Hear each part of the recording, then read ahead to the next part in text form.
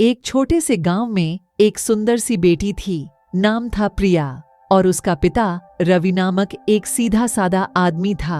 प्रिया बचपन से ही पिता की लाडली थी और रवि को अपनी बेटी को दुनिया के सबसे बढ़िया शिक्षा देने का सपना था। रात के अंधेरे में जब सितारों का समय आया, प्रिया ने अपने पिता से एक सारे गांव में मशहूर मंदिर के बगीचे में बैठकर बातें करने की सिफारिश की। पिताजी, हम दोनों वहां जाएंगे और सितारों के नीचे हमारे सपनों की बातें करेंगे, प्रिया ने कहा और उसकी आंखों में चमक थी। रवि ने मुस्कुराते हुए कहा, बिल्कुल मेरी बेटी, हम वहां बहुत सारे सपने देखेंगे और उन्हें हकीकत में बदलेंगे। मंदिर के बगीचे में जब वे पहुंचे तो वहां एक रहस्यमय वृक्ष था जिसकी पत्तियां चमक रही थीं जैसे कि वे स्वर्ग से आई हों।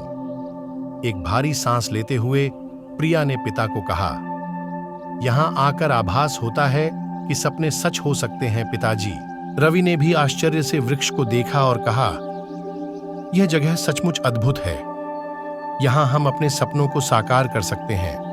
बगीचे में बैठकर रवि ने प्रिया को अपने सपनों के बारे में बताया, जिनमें उसने बेटी को एक बड़े और सशक्त महिला बनते देखा था, जो अपने परिवार के लिए कुछ अद्भुत कर रही थी। प्रिया ने भी अपने सपनों को साझा किया, जिनमें उसने गांव की शिक्षा में सुधार करने का संकल्प लिया था। बातें करते हुए एक अचानक आवाज आई, तुम्हें अपने सपनों को साकार करने के लिए एक अद्वितीय परीक्षा देनी होगी। रवि ने हैरानी से कहा, परीक्षा कैसे? वृक्ष ने हल्की मुस्कान के साथ कहा, तुम्हें अपने सपने को पूरा करने के लिए इस बगीचे की सबसे ऊंची शाखा पर जाना होगा, लेकिन ध्यान रखो, यह बहुत खतरनाक है। रवि और प्रिया ने अपने मनोबल को बनाए रखते हुए उस ऊंची शाखा की ओर बढ़ाया। चरण चरण से ऊपर बढ़ते हुए वे अछूत जाने की ओर बढ़ रहे थे। अंत में जब वे शाखा की सबसे ऊपर पहुंचे तो वहां से एक सुंदर दृश्य दिखाई दिया। गांव का सबसे ऊंचा चोटील पहाड़ वहां से देखा जा सकता था।